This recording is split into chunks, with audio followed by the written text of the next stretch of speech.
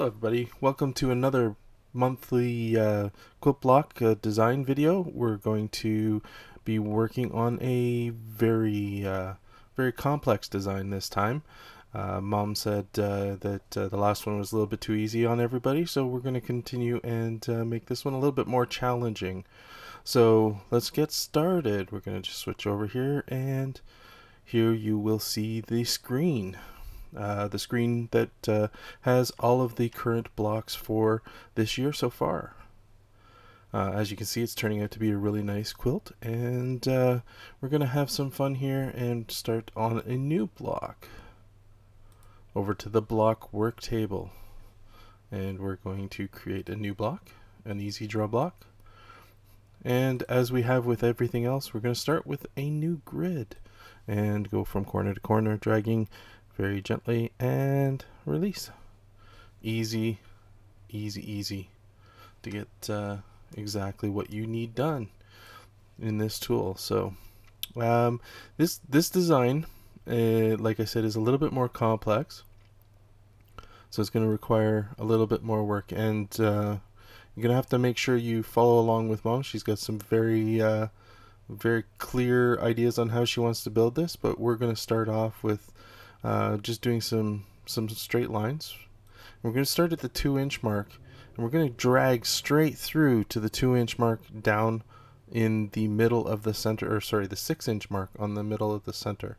Now remember, we're designing these blocks in 12-inch blocks just because it's easy from a math perspective, but the finished block, when we put it into the quilt, will be a 16-inch block, or 16.5 finished, so that it has the full size to be a 16-inch finish in the quilt itself. So that's our first line, and as you can see, we're going to do something very similar, and we're going to do the same on the opposite line, and we're going to come straight up through the corners of the 9x9 and up to 10. So now we've got a V. So what should we do with the V? Well, I want to go from this 2-inch here, and I want to take it back up to the 4. So we've got a small X in the top block, and we're going to do the same thing on this side and draw it down. So now we're going to continue along here, and I'm just going to draw, I think we're going to do half square triangle here. There we go. We're going to do a half square triangle here, but we're going to do it the same way in each of the corners. And another one. You'll notice that we're doing the opposites from the sides to the top and bottom. So you've got your opposite sides, so it's going to create a really nice effect. So in the center block here, I really want to have a sawtooth pattern, so we're going to do the same thing here and create an upside down V in this. So you've got the diamond in the center, but I think we need to have diamonds in all the corners. So let's take some diamonds and make some diamonds. So we're going to go from 2-inch to 1-inch here at 2 inches. There we go. And we're going to do the same from the bottom. We're going to make diamonds in the centers of all the blocks in the corners. And then we're going to go up to corners and create another half diamond from a design perspective. That's how it's going to start. So we're going to repeat these patterns in each of the corners. So we're going to come down to the 2-inch mark.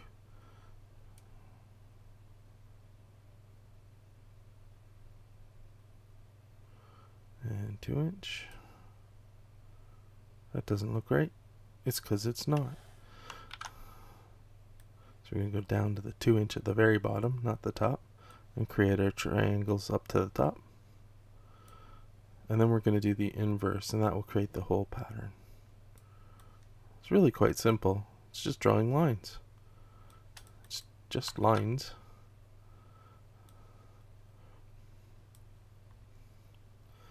but at the end it has a really nice effect.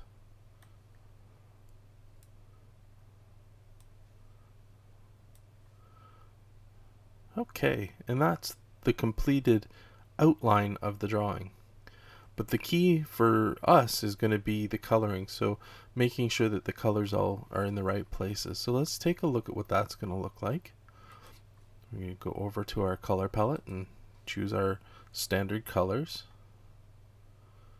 Now if you want a reminder what those colors are, we're just going to flip over. You can see it's the dark and the tannish color here, so we're going to go with the dark, and we're going to color all of these like this, and all of these on all sides, or all the corners.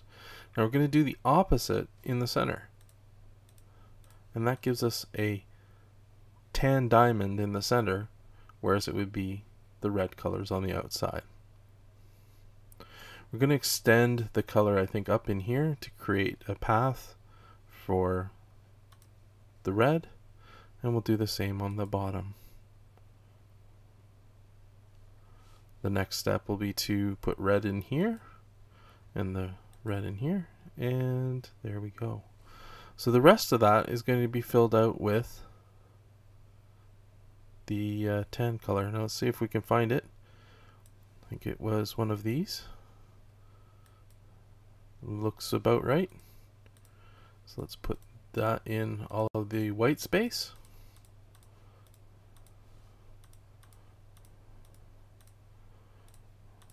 And there we are. That is the block for this month. So let's take a look and see what it's going to look like in a quilt all by itself, because I haven't done that yet for this one. So we're going to save that to the sketchbook.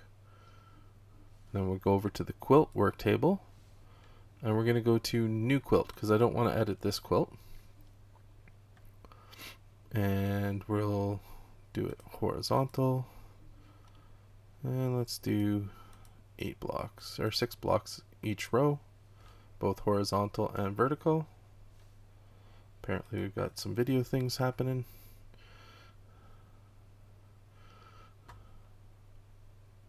And then we're going to go over to design, and we're going to add that block. Let's see what it looks like.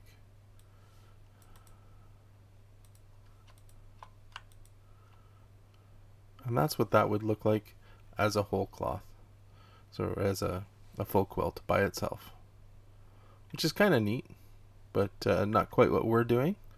So we're going to have to go back in here and open this quilt again. We're not going to save it, but definitely grab this. Oh, look, the color's wrong. We're going to have to go back and change the color. So do we think it'll fit there? Or would it be better over there? Or better down here? It's a good question. We'll take these out for the minute, because the color's bothering me, so I'm going to have to change the color. It's one of these two, I assume. It's not that. That's probably it. Go back in here. Click, click, click. Click like a bunny. No, that's not right. It's quick like a bunny. But we're clicking like bunnies today. And then we're going to save this back into the sketchbook.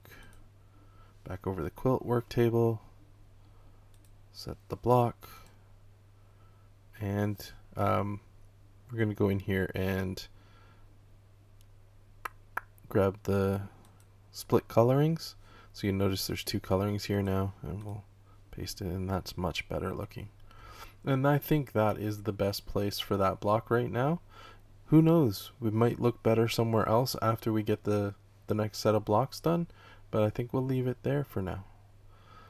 So I think that's it for this quick video on how to design this block, and hope you look forward to working on the block with Laurelyn on Saturday, sorry, so that you can see how it's all put together. She's got a very good plan for it already, so I hope you enjoy it, and we'll see you next month, and creating another block for this block of the month. Talk to you soon.